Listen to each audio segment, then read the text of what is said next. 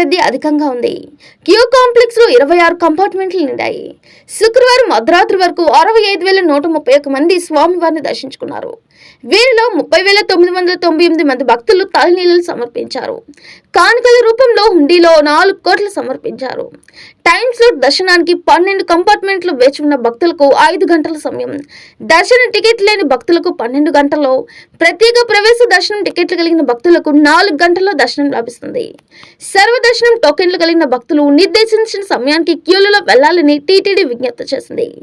కేటాయించిన సమయానికంటే ముందు వెళ్లిన భక్తులను క్యూలలో అనుమతించాలని స్పష్టం చేసింది. కేరళలో కొండ చర్యలు విరిగిపడి వందల మంది ప్రాణాలు కోల్పోయిన వయనాడు ప్రాంతంలో ప్రధాని మోడీ శనివారం పర్యటిస్తారు.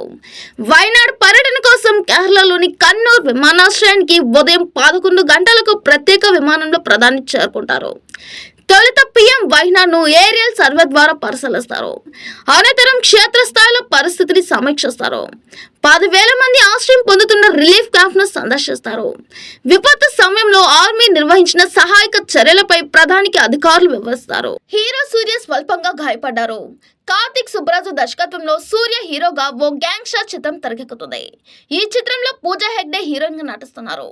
సూర్య, జ్యోతిక, కార్తిక్ సుబ్బరాజు ఈ సినిమాను నిర్మిస్తున్నారు. ఈ చిత్రం షూటింగ్ ప్రస్తుతం ఊటీలో జరుగుతుందని కాలీవుడ్ టాక్.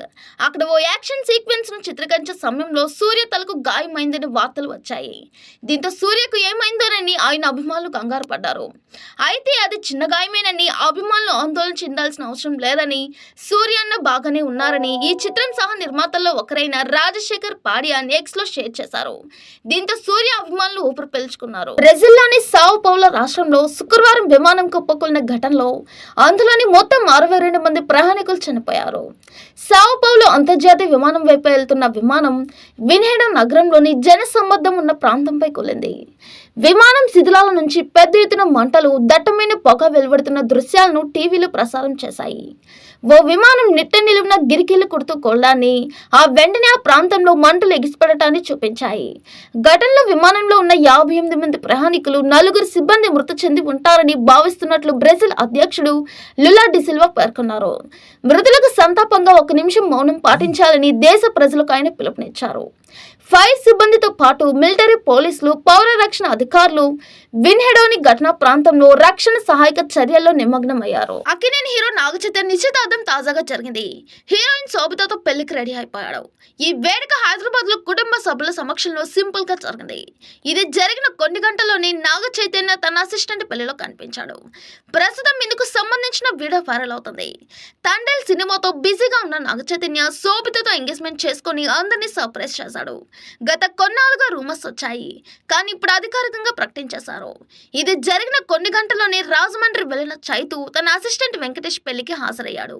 నూతన వధూవరుల్ని దీవించాడు. ఆగస్టు నెల ప్రారంభం నుంచి పడుతూ లేస్తున్న బంగారం ధరలు 2 రోజులుగా మళ్లీ పెరుగుతూనే ఉన్నాయి. ఈ రోజు పసిడి ధరలు గరిష్టంగా 220కు పెరిగింది. దీంతో బంగారం ధరల్లో స్వల్ప కదలికలు ఏర్పడ్డాయి. ఈ కథనంలో దేశవ్యాప్తంగా ఈ రోజు గోల్డ్ రేట్స్ ఎలా ఉన్నాయనేది వివరంగా తెలుసుకుందాం.